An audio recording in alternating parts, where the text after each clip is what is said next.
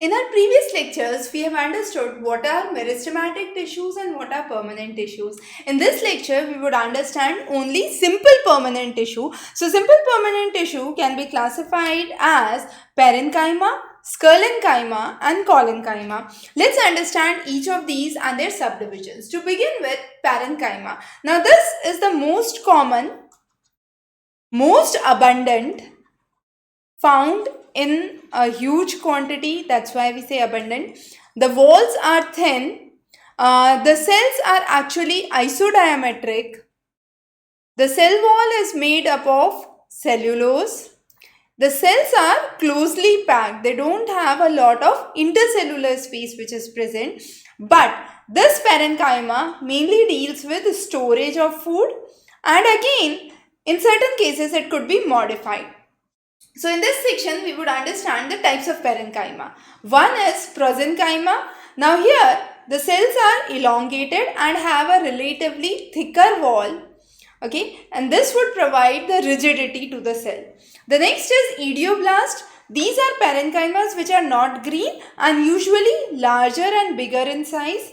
Aerenchyma have huge intercellular spaces. Usually parenchyma do not have loose intercellular spaces, but Aerenchyma have a lot of intercellular spaces usually found in hydrophytes, and the idea is they store air. That's the reason they make the plant light and help it float. So Aerenchymas are usually seen in aquatic and floating plants. Chlorenchyma, as the name suggests, so chloroform, that means chlorophyll, that means, sorry, not chloroform, chlorophyll, that means it is used for the purpose of photosynthesis. So these Chlorenchyma are also known as assimilatory parenchyma. These can be of two types, palisade or spongy. Spongy ones are round in shape, palisade are columnar in shape. So palisades are columnar, spongy ones are round in shape. Then we have storage parenchyma.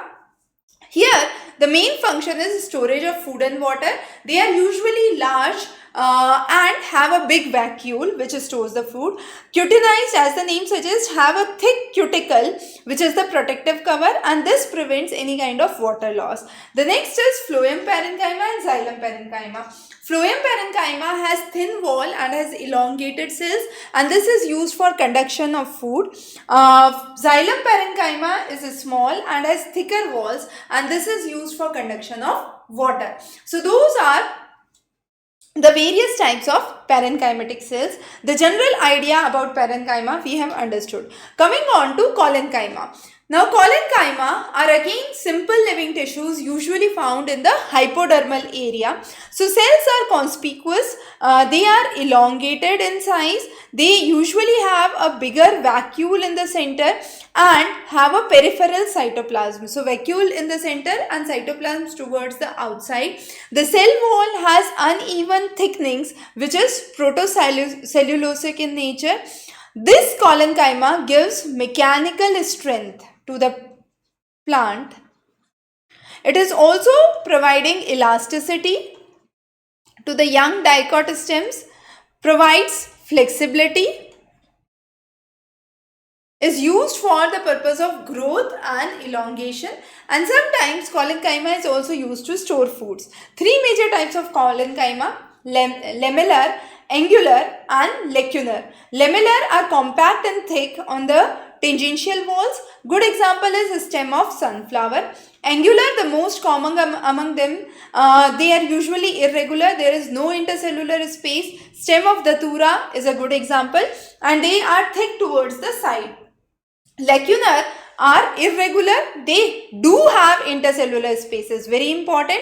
Angular do not have intercellular space, lacunar have intercellular spaces. The cell wall is thick around the intercellular space, and usually they have a hollow cylinder in between. Stem of Calotropis is a good example to explain it, but usually collenchyma is meant for providing strength, elasticity, rigidity, flexibility to the plant. The next is Sclerenchyma, most commonly distributed. Again, this is a simple type of mechanical tissue. Dead and empty cells with thick cell walls are present here.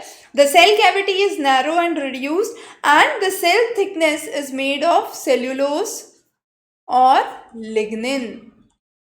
Now, Sclerenchyma can be classified as Sclerenchyma fiber and scalets. Sclerenchyma fibers are elongated, narrow, spindle-shaped, have a thick cell wall, and are dead and empty at maturity. Scalets are usually broad, short, isodiametric. Dead cells with narrow cavity are seen here. They could be present as a single cell or in groups. Now, Sclerenchyma fiber can be of three types: wood fiber, bast fiber, and surface fiber. Surface fiber arise from the surface, for example, in the mesocarp of coconut.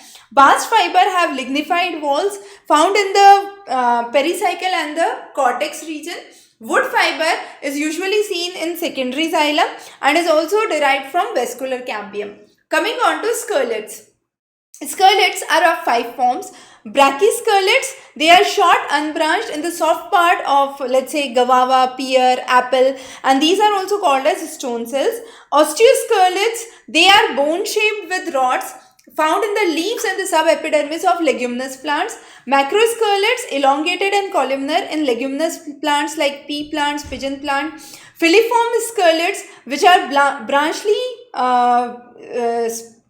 branched, and that too very rarely branched in the leaves of olea. And astroscalets, now these are star shaped with lobes found in the aquatic plants. Nymphia is a good example for the same. So that is a basic classification to understand the simple permanent tissues: Parenchyma, Collenchyma, Sclerenchyma, and their subdivisions. Extremely important, very simple, very basic topic that you must be familiar with. Many such topics important for your NEET preparation will be covering in this video series. Do follow the links below for detailed information. Wish you good luck.